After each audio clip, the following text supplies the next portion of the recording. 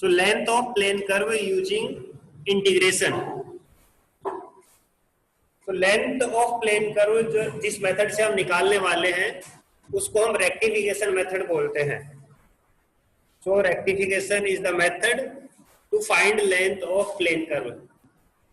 कैसे निकालेंगे plane curve? So plane curve basically curve को आप 3 फॉर्म्स में आप रिप्रेजेंट कर सकते हैं. फर्स्ट है कार्टेशियन फॉर्म. कार्टेशियन फॉर्म मतलब क्या?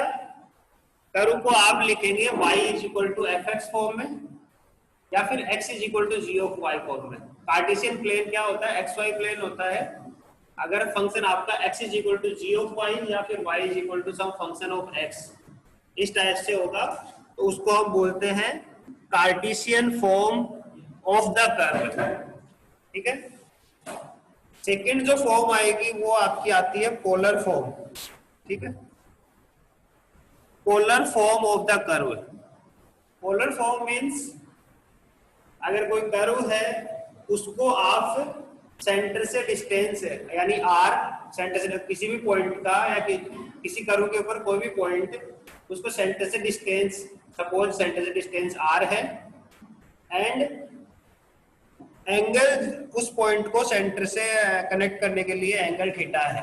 मींस आपकी कर्व को आप r एंड थीटा की फॉर्म में ही आप अगर रखेंगे यानी एक्स वाई की जगह पे आप r एंड थीटा फॉर्म में अगर कोई कर्व की इक्वेशन है देन ऐसी कर्व को हम पोलर फॉर्म बोलते हैं. पोलर फॉर्म में कैसे कन्वर्ट करते हैं? अगर कोई कार्टेशियन फॉर्म में है तो x is equal to r cos theta लेते हैं and y is equal to r sin theta लेते हैं where r is under root of x square plus y square and theta is tan inverse y upon x. Polar form second form है, ये बताऊंगा जब आएगा formula. And third है parametric form of the curve. Parametric form. Parametric form में अगर कोई variable x and y है तो उन दोनों को किसी अलग पैरामीटर के अंदर हम कन्वर्ट करते हैं. पैरामीटर पहले x एंड y था, अभी x को some function of f of t रख लिया है हमने, y को भी सम फंक्शन ऑफ t रख लिया है g ऑफ t. तो x एंड y का पैरामीटर चेंज करके हमने y रख दिया है. तो ऐसी इक्वेशन को हम पैरामेट्रिक फॉर्म बोलते हैं. सबके जब एग्जांपल्स आएंगे तो और क्लियर हो जाएगा. तो बेसिकली किसी भी कर्व को रिप्रेजेंट करने के लिए हमारे पास 3 फॉर्म्स होंगी, Cartesian, polar and parametric form. So one by one हम सभी फॉर्म्स के अंदर क्या फॉर्मूला रहेगा length of the plane curve निकालने का वो हम डिस्कस करेंगे. सो सबसे पहले length of plane curve in Cartesian form. Cartesian form के अंदर मैंने बताया या तो कर्व होगी y is equal to f x या फिर x is equal to g y form में. If curve y is equal to f x form में है, y is equal to f x means x is independent variable and y is dependent variable here. क्योंकि x की जो भी value put करेंगे आप उस पे y डिपेंड करेगा. क्योंकि x की वैल्यू 1 पुट करेंगे तो y f ऑफ 1 हो जाएगा ऑटोमेटिकली. y डिपेंड कर रहा है x की वैल्यू के ऊपर. सो y is dependent variable, x is independent variable. ये आपकी फंक्शन की डेफिनेशन से आपको पता भी है. Then length of this curve from some point x is equal to a to x is equal to b is defined as. इस type से डिफाइन होगा. हम लेंथ ऑफ द कर्व को हम कैपिटल S से डिनोट करेंगे, capital S. And वो कितना क्या फॉर्मूला होगा? Integration x is equal to a to x is equal to b under the root 1 plus dy by dx whole square dx. Means अगर आपको कर्व की equation y is equal to f x दी हुई है, कुछ नहीं करना है आपको, उसका एक बार डिफरेंशिएशन करना है एंड इस फॉर्मूले में रख देना integration a to b under root 1 plus dy upon dx का होल स्क्वायर. ग्राफिकली हमने कैसे लिखा हुआ है? अगर देखो फंक्शन आपका y is equal to f x है एंड ये कर्व है, इस कर्व की आपको लेंथ निकालनी है यहाँ से लेकर यहाँ तक. ठीक है. तो यहाँ से लेकर यहाँ तक कर्व की लेंथ निकालने के लिए फॉर्मूला रहेगा x is equal to b तक. ठीक है. सो उसका ये फॉर्मूला रहेगा. अभी नोट मत करो, नोट्स तो आपको मिल ही जाएंगे। तो फर्स्ट केस के अंदर हमने क्या देखा कि x इंडिपेंडेंट वेरिएबल था एंड y डिपेंडेंट वेरिएबल था। तो ऐसे केस में अगर dy बाई डी एक्स अगर हम निकाल रहे हैं देन हमें x के रिस्पेक्ट में इंटीग्रेशन करना है।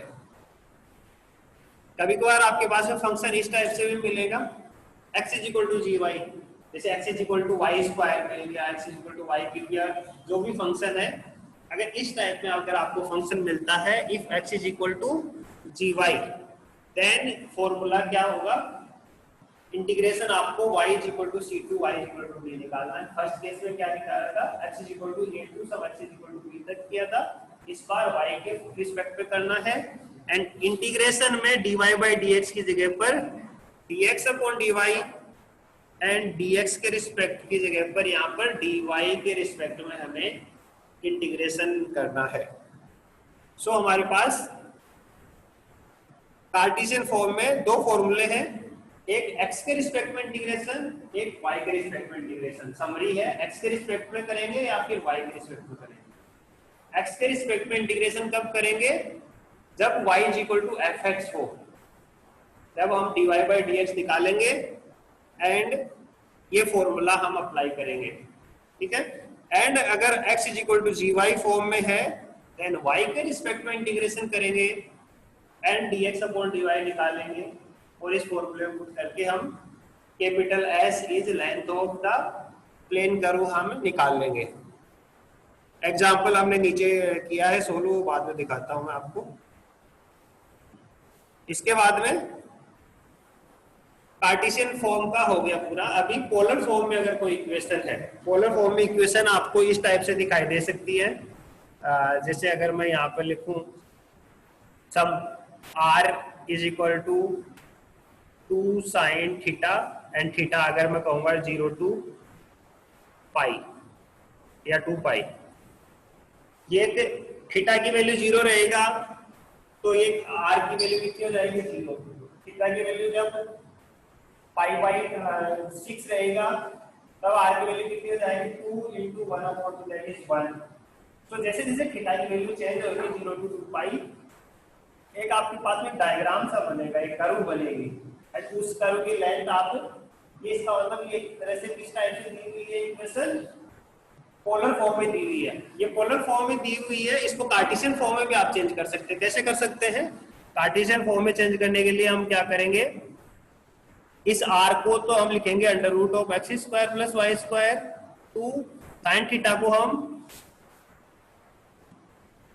y अपॉन r लिखेंगे, साइन थीटा को हम y अपॉन r, r मतलब under root of x square plus y square. So basically x square y square को इधर लेके गया तो x square plus y square is equal to 2y and ये कितना आता है आपके पास में x square plus y square minus 2y is equal to 0।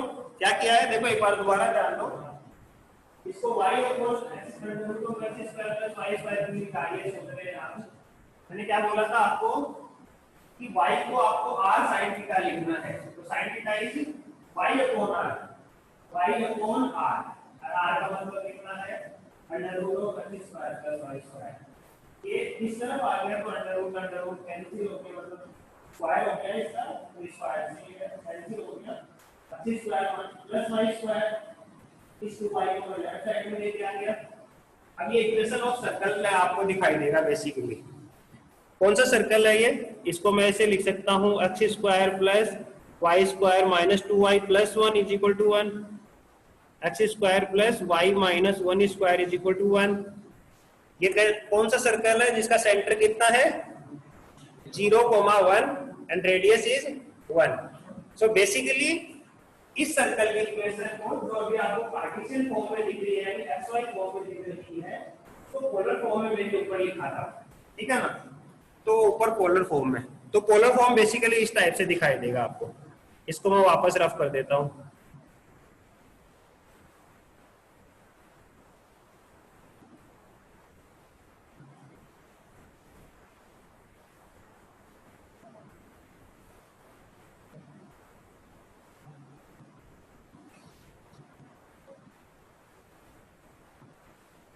इस टाइप से पोलर फॉर्म आप लिख सकते हैं, मैंने बताया आपको आर एंड थीटा की फॉर्म में, थीटा 0 to 2 पाई में।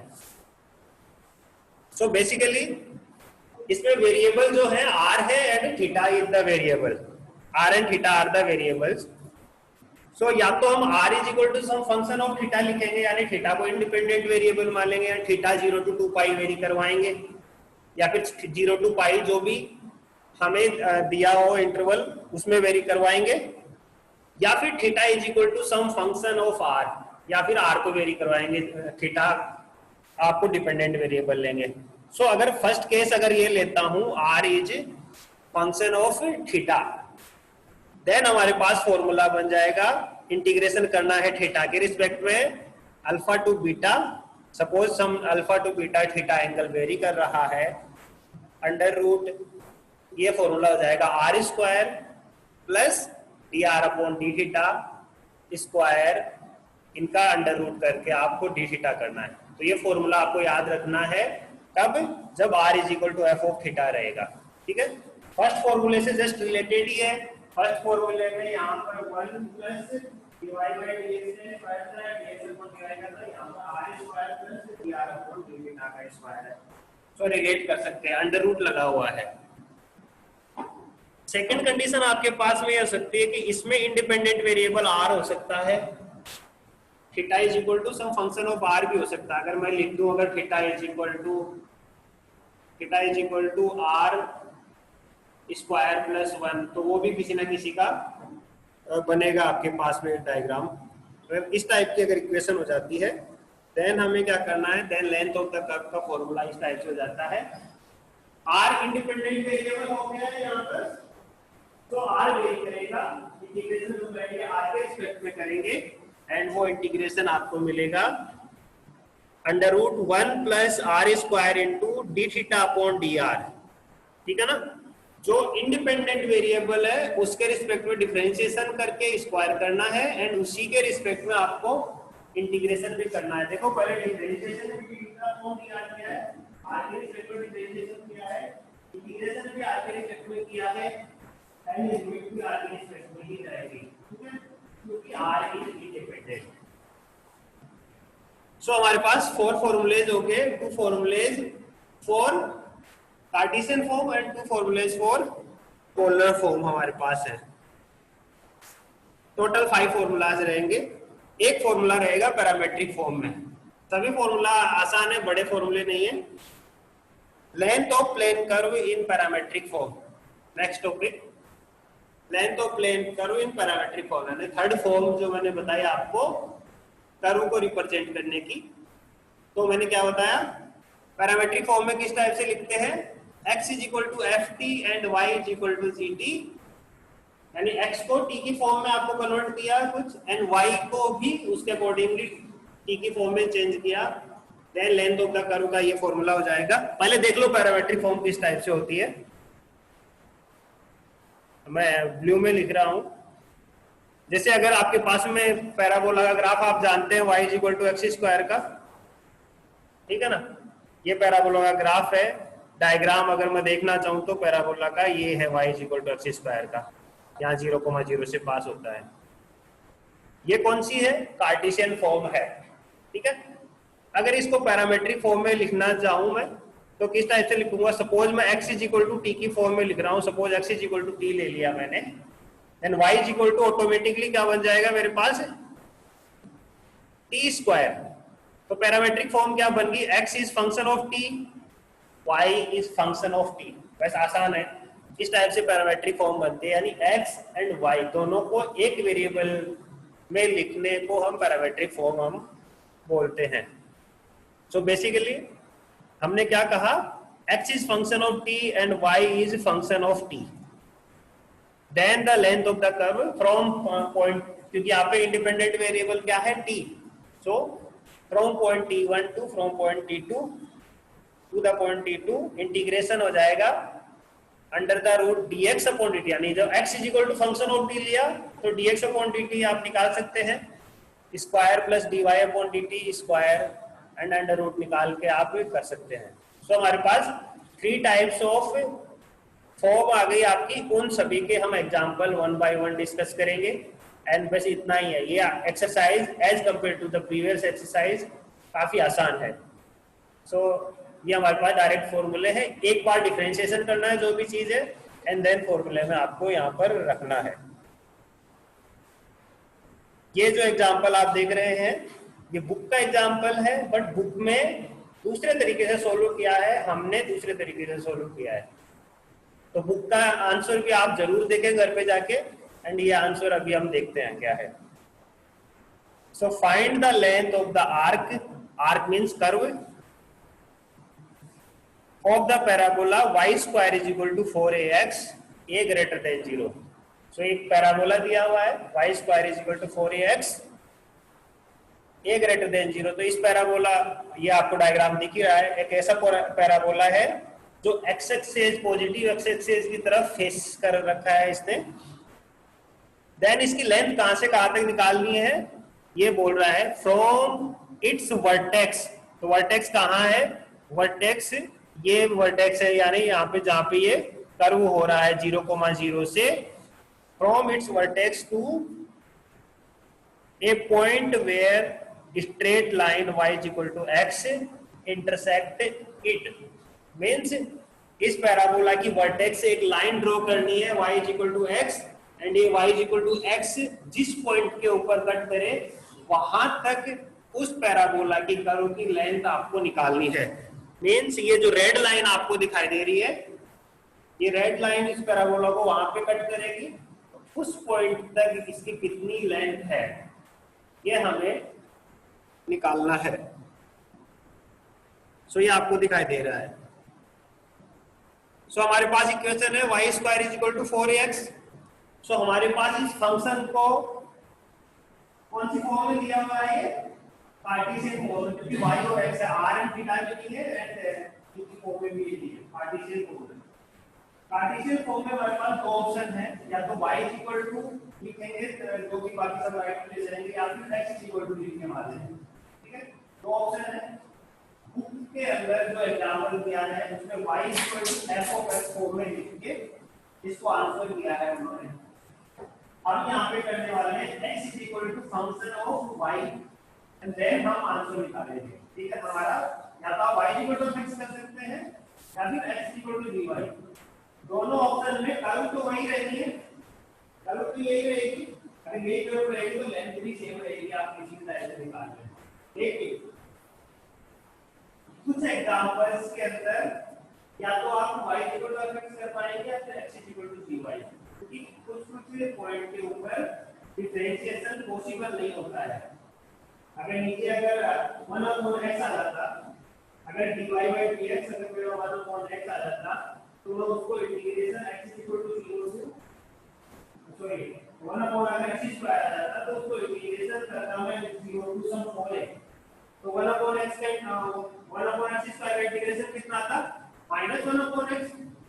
जब -1/x में लिमिट 0 टू सम 4a लिखा जाता, जब 1/0 आता तो आपके इनफाइनाइट आ जाता ना।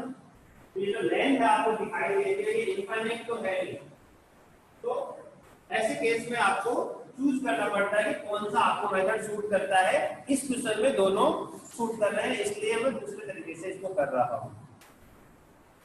वो भी डिस्कस करेंगे कि कौन से में नहीं सूट करता है, नेक्स्ट एग्जांपल देखेंगे वो।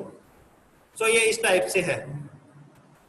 तो कौन से पॉइंट पे इंटरसेक्ट किया, पहला क्वेश्चन कौन से पॉइंट पे इंटरसेक्ट किया, तो इंटरसेक्शन कैसे निकालेंगे, दोनों इक्वेशन ये जो कहां इंटरसेक्ट कर रही है इसका हमने y equal to x y square equal to 4ax में मैंने पुट किया तो मेरे को x एंड y की वैल्यू मिलेगी 1/1।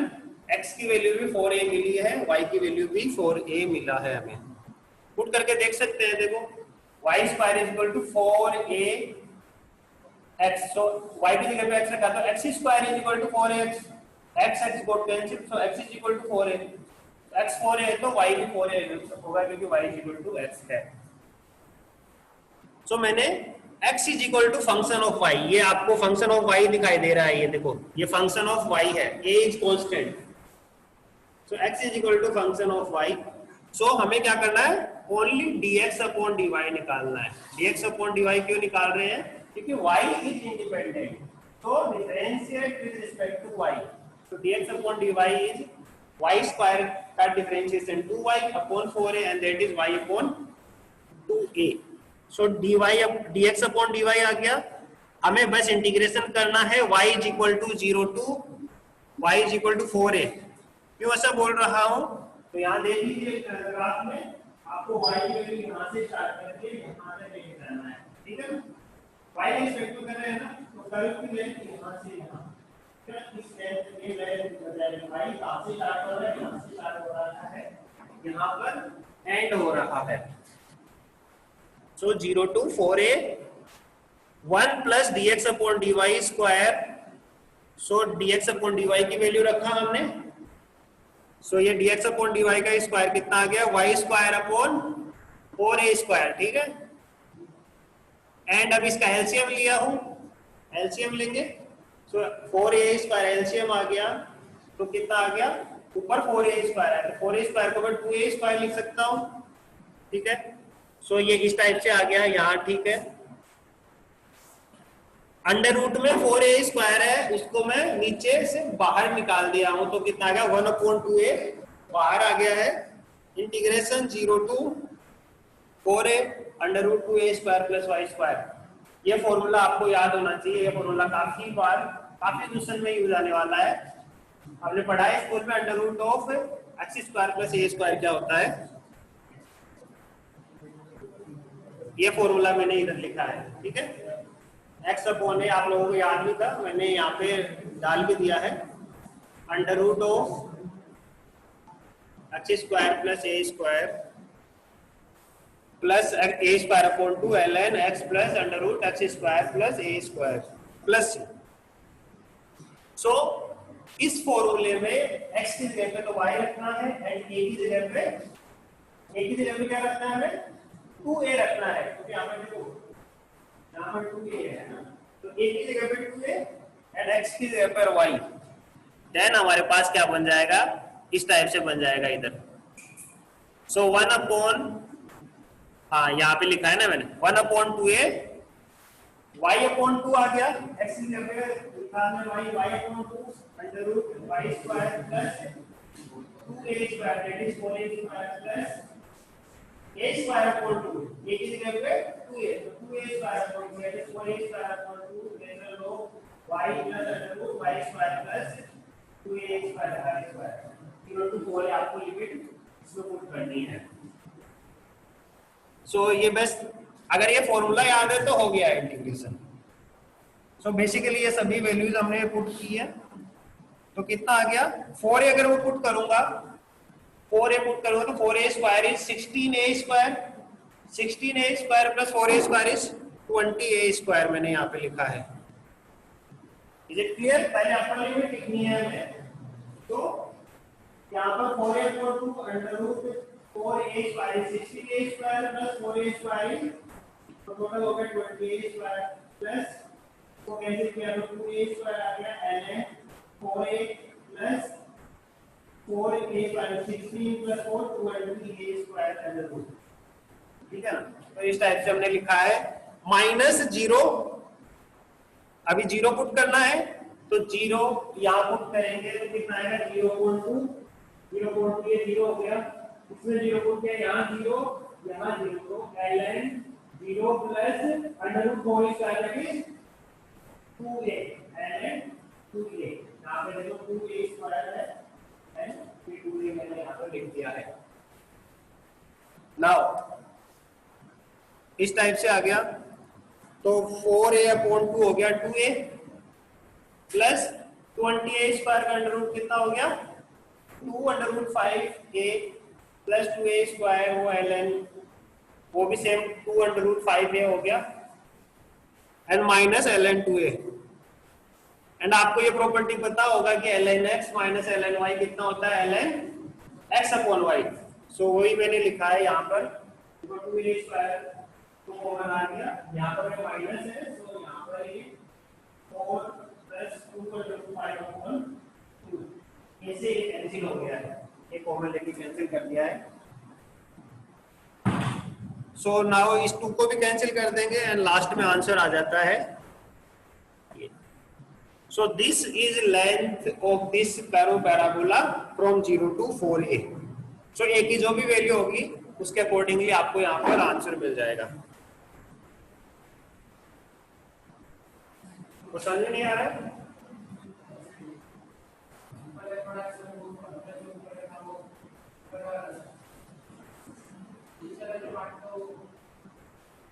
कुछ मिस्टेक कर दिया या फिर समझ में नहीं आया? ओके,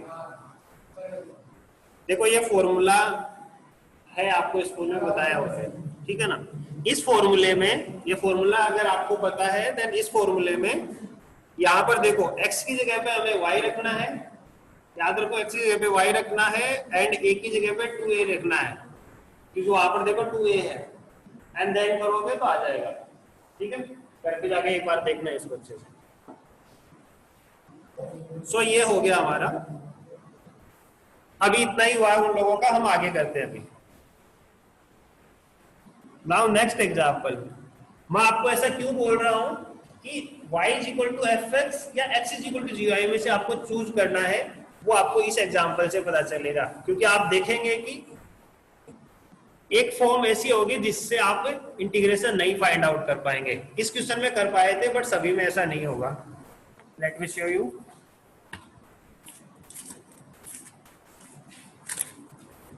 ये है find the length of the arc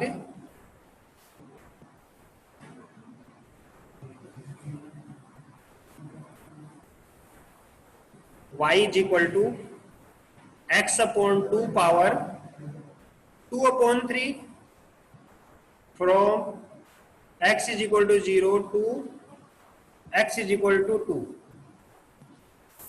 ठीक है। सो सेम ये कर्व दी हुई आपको, इसका डायग्राम मैंने नहीं लिखा है, डायग्राम लिखने की जरूरत भी नहीं है। तो ये y is equal to fx form में दी हुई है, फिलहाल आपको y is equal to fx form में दिया हुआ है। तो आपके पास में दो ऑप्शन है, या तो y is equal to fx रखो या फिर x is equal to gy रखो। x is equal to 0 to x is equal to 2 दिया हुआ है, यानी x की लिमिट में दी हुई है। तो आप लोग सब सोचेंगे कि हम y के रिस्पेक्ट में इसको dy/dx रख के एंड फॉर्मूले में आप निकालेंगे। वैसे ही हम ट्राई करते हैं बट वैसे आंसर नहीं आएगा, हमें x is equal to gy form में इसको कन्वर्ट करना पड़ेगा। देखो कैसे। सो हमारे पास dy/dx कितना आता है, कोई मेरे का इसका डिफरेंशिएशन बताएगा इसका?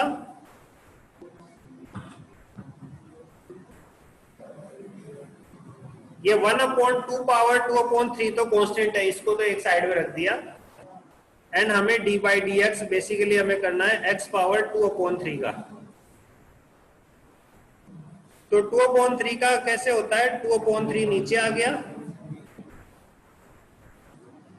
एंड x पावर 2/3 माइनस 1, यानी वो -1/3 हो गया, -1/3। तो मैं इसको नेक्स्ट में लिख देता हूं, 2/3 1/2 पावर 2/3 एंड x पावर -1/3, ठीक है। इसको थोड़ा सा सिंप्लीफाई कर देता हूं, तो 2 पावर 2/3 जो नीचे है उसको ऊपर लेके जाऊंगा तो माइनस हो जाएगा, तो 1 माइनस 2/3, तो 2 पावर 1/3 अपॉन 3 है एंड x पावर -1/3। हमारे पास फॉर्मूला क्या होता है, s is equal to x की वैल्यू दी हुई है आपको, कहां से लेके कहां तक, 0 to 2, तो 0 to 2 under root 1 plus dy/dx square, यानी 2 power 1/3 x power 1/3 square, -1/3 sorry, -1/3 square dx, 0 to 2 under the root 1 plus 2 power 2/3 upon under root 3, suppose अच्छा स्क्वायर का, sorry square, okay 2/3, 2 power 2/3, 3 square 9, x power -2/3 dx। इसको और अच्छे से लिखो तो 0 to 2 under the root 1 plus 2 power 2/3 upon 9 and ये 1 upon x power 2/3 dx। अब इसका अगर मैं इंटीग्रेशन करने जाता हूं, ठीक है, इसका अगर मैं इंटीग्रेशन करने जाऊंगा तो इसमें जब लिमिट जब 0 को पुट करूंगा यहाँ पर, पहली बात तो इसका इंटीग्रेशन कॉम्प्लिकेटेड हो जाएगा। फर्स्ट थिंग, अगर इंटीग्रेशन आता है देन इसमें जब 0 लिमिट पुट करने वाले हैं आप नीचे, तो यहाँ पर इनफाइनाइट साइड में चले जाएगा। पहली बात तो इंटीग्रेशन काफी कॉम्प्लिकेटेड हो चुका है, तो 1 प्लस ये इस टाइप का है, तो ये इंटीग्रेशन नहीं होगा। इसलिए इस मेथड को आप यहाँ पे शो कर दीजिए, इस टाइप से नहीं हो रहा है आपसे, किसी से नहीं होगा। सो इसको हम यहीं पे स्टॉप करेंगे, इस मेथड से नहीं वर्क करेंगे। क्यों नहीं वर्क करेंगे? क्योंकि x = 0 लिमिट पुट करेंगे तो इनफाइनाइट जैसा दिखने मिलेगा। वैसे इंटीग्रेशन किया नहीं हुआ, पर ऐसा हमारा मानना है। इसलिए हम क्या करेंगे, जो हमारे पास इक्वेशन क्या है, therefore we will convert this in the form x = gy and then y की लिमिट देखेंगे कहां से लेके कहां तक करना है हमें। सो हमारे पास क्या था, we have y = दिया हुआ था x/2 पावर 2/3। तो अभी हमें x = करना है, y = दिया हुआ था, अभी x = करना है। तो कैसे करेंगे? पहला स्टेप क्या रहेगा, y power 3/2 = x/2। Yes, so both side में हमने पावर लगाया है, y पावर इधर 3/2, उस तरह 3/2 करेंगे तो वो 1 हो जाएगा, देयरफॉर x/2। सो x = कितना आ गया, 2 × y पावर 3/2। ठीक है ना। अभी हमें x = 0 to 1 दिया हुआ था, आपका 0 to 2 दिया हुआ था, तो y = कितना होगा ये हमें देखना है। y सॉरी हाँ, ये x = 0 तो x = 2 दिया हो, तो y कहां से लेके कहां पे जाएगा ये हमें देखना है। सो इसके अंदर ये जो फंक्शन है, इसके अंदर x की वैल्यू 0 पुट करेंगे तो y की वैल्यू कितना आती है, एंड x की वैल्यू 2 पुट करेंगे तो y की वैल्यू कितना आएगा। So if x = 0 then y = 0 and x = 2 then y = 1। yes, very good। अब हमें dx/dy भी चाहिए, तो dx/dy देखो कितना आएगा, 3/2 आ गया, तो 2 × 3/2 y पावर 1/2। ठीक है ना। तो ये 2 से 2 कैंसिल भी हो गया है, तो 3 × y पावर 3/2 आ गया। सो अभी बेसिकली हमारा इंटीग्रेशन किस टाइप से हो गया, length of the curve is s integration y = 0 to y = 1, y के रिस्पेक्ट में करेंगे तो 1 प्लस dx/dy आता है। So dx/dy is y 3y power 1/2 square and then dy। अब ये इंटीग्रेशन आपको काफी आसान लगेगा as compare to the previous integration. इसलिए कभी कभार आपको चूज करना पड़ता है कि कौन सा आपको लेना है, इसीलिए अब 2 फॉर्मूले लिखवाए, अदरवाइज एक फॉर्मूले से ही काम हो जाता। सो ये हो गया √1 + 9y मे बी।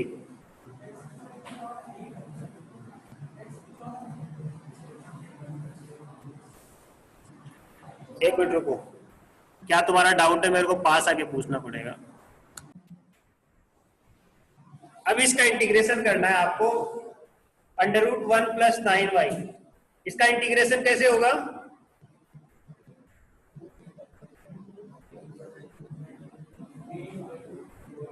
जस्ट आप 1 + 9y को t अज्यूम करके आसानी से कर सकते हैं, या फिर अगर मैं डायरेक्टली करूं तो मैं डायरेक्टली कर देता हूं 1/9। यस, 1/9 1 + 9y पावर 3/2 by 2/3 है ना, या फिर इंटू 2/3 लिख देता हूं, into 2/3 and this goes 0 to 1।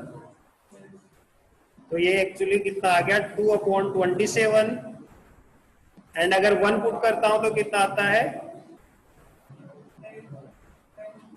10 power 3/2, 10 power 3/2 and 0 put करेंगे तो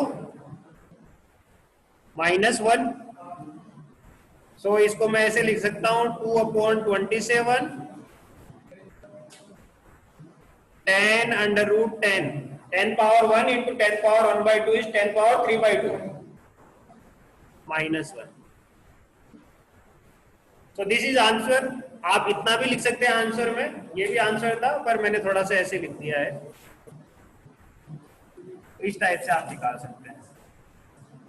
तो हमने 2 एग्जांपल कर दिए कार्टेशियन फॉर्म में, एक एग्जांपल करेंगे पोलर फॉर्म का एंड एक एग्जांपल करेंगे हम कौन सी फॉर्म का, पैरामेट्रिक फॉर्म का।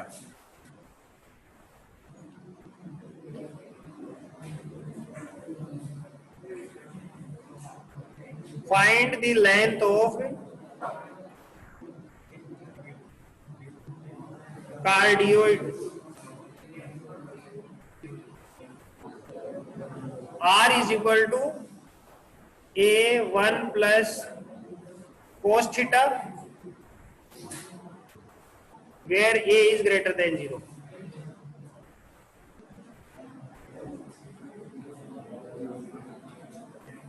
ये इक्वेशन कौन सी फॉर्म है, पोलर फॉर्म है, ठीक है। अब मैंने इसमें क्या लिखा है, लेंथ ऑफ कार्डियोइड। अब कार्डियोइड क्या होता है आप लोगों के लिए फर्स्ट टाइम होगा ये, ठीक है ना। तो कार्डियोइड बेसिकली क्या होता है, पोलर जो फॉर्म की इक्वेशन है वही बनाती है। अब एंगल अगर मैं 0 to 2 पाई करूंगा तब एक शेप बनेगी आपकी, उसको कार्डियोइड बोलते हैं। वो किस टाइप की शेप बनती है, इस टाइप की कुछ शेप बनती है। अगर इस टाइप से है तो वो कुछ इस टाइप की कुछ शेप बनेगी, उसको हम कार्डियोइड बोलेंगे। जब एंगल को जब मैं रोटेट करूंगा तो बताता हूं किस टाइप से बनेगा ये। सो आपको बेसिकली क्या करना है, R is function of theta and theta को अगर 0 to 2 पाई अगर मैं वैल्यू लेता हूं तो देखो किस टाइप का शेप बनता है।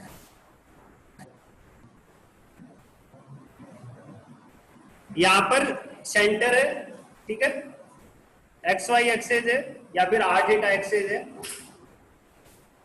A is greater than 0। अब थीटा की वैल्यू 0, थीटा की वैल्यू 0 कहां है, थीटा की वैल्यू 0 इस लाइन के ऊपर है। थीटा की वैल्यू 90 यहां है, 3π/2 यहां, 5 यहां पर है, 3π/2 यहां पर है एंड 2π यहां पर है। तो हम एक एक करके पॉइंट रखेंगे। So theta is equal to 0, there value कितनी आएगी,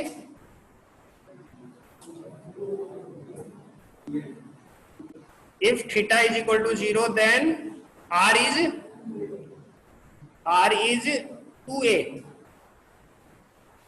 क्योंकि cos 0 is 1, 1 plus 1 2, तो 2a। so suppose this distance is 2a, यहां पर 2a है, ये 2 है। 0 डिग्री एंगल के डायरेक्शन में 2a distance is the point theta is equal to 0। 0 के बाद में हम cos की कौन सी वैल्यू जानते हैं, π/6 की वैल्यू जानते हैं। cos π/6 is √3/2। सो इस डायरेक्शन में हमें देखना है, इस डायरेक्शन में, इस डायरेक्शन में if theta is π/6 then R is a into 1 plus √3/2, ठीक है ना। सो मेरे को ये बताओ कि 1 plus √3/2 2 से बड़ा है या छोटा है, बड़ा होगा, क्यों नहीं होगा बड़ा, क्योंकि √3 इज 1.41 ऐसे कुछ है। सो 2.42a इस टाइप का होगा ना। सो इस डायरेक्शन में एक्चुअली इस a से थोड़ा सा आगे जाना है। ये π/6 डायरेक्शन थी,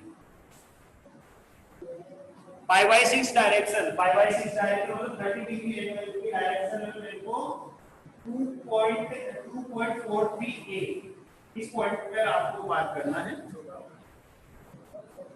हाँ थोड़ा छोटा नीचे कर लेता हूँ, मेरे को भी लग रहा है थोड़ा ऊपर है। 45 की डायरेक्शन में गया है, लगभग 35 के अराउंड।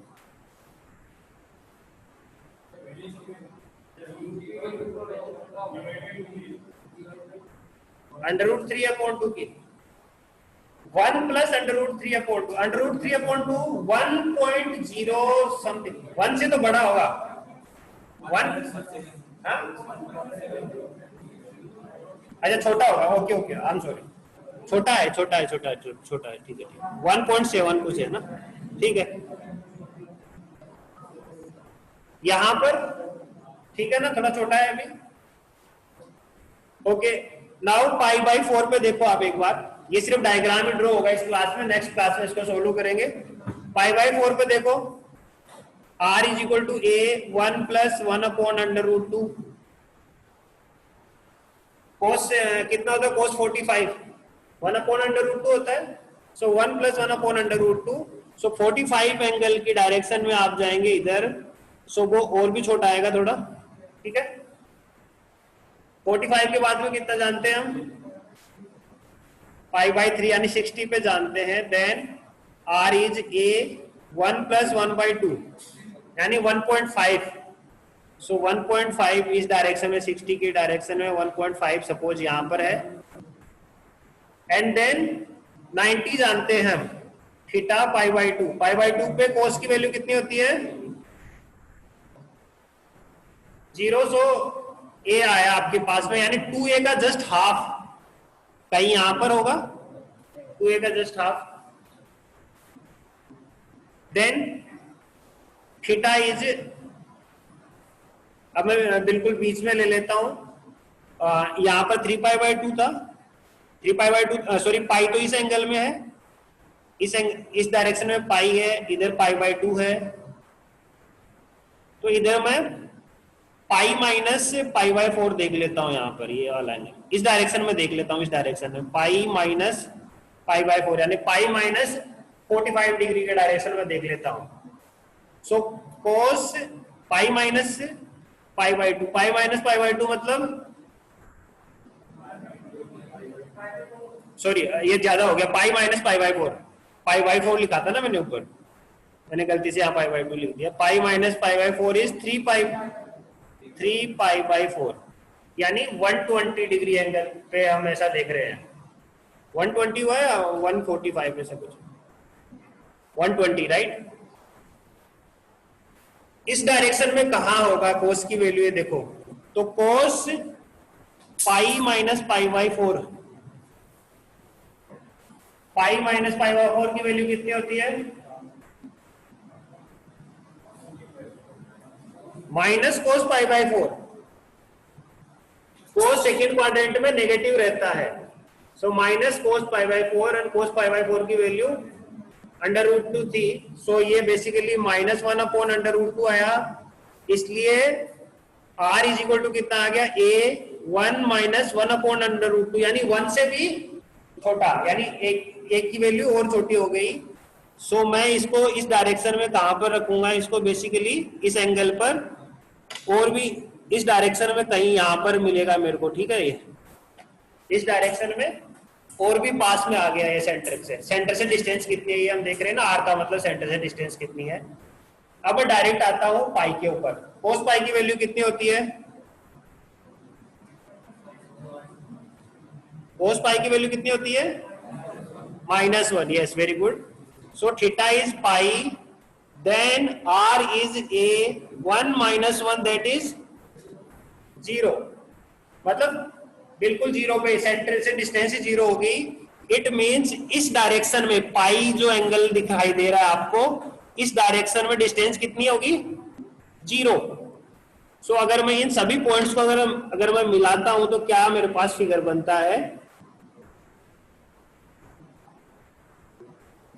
ठीक है पाई एंगल के ऊपर वो 0 डिस्टेंस पे आ गया ठीक है एंड देन इसी टाइप से आप रखेंगे तो देन आप देखेंगे कि कोस फर्स्ट में प्लस होता है सेकेंड में माइनस थर्ड में माइनस फोर्थ में प्लस कोस के बारे में ऐसे जानते हैं आप राइट तो यहाँ पे जो डायग्राम बना है प्लस माइनस वही प्लस माइनस नीचे इसका मतलब इसका बिल्कुल मिरर इमेज डायग्राम आपको नीचे देखने को मिलेगा तो नीचे जो डायग्राम देखने को मिलेगा वो कुछ इस तरह से देखने को मिलेगा आपको मिरर इमेज मेरे से नहीं बना है लेकिन कुछ इस तरह से डायग्राम आपको देखने को मिलेगा। एंड ये जो कर्व बन गई इसकी लेंथ हमें निकालनी है, ठीक है। तो ये बेसिकली थीटा 0 to 2 पाई हमें रोटेट कर देंगे। ये डायग्राम आपके पास में बना है, इसी कर्व का फॉर्मूला आपके पास में, आप घर पे ट्राई कर सकते हैं। नेक्स्ट क्लास में इसको यानी कल इसको डिस्कस भी करेंगे हम। सो आज के लिए इतना ही, थैंक यू।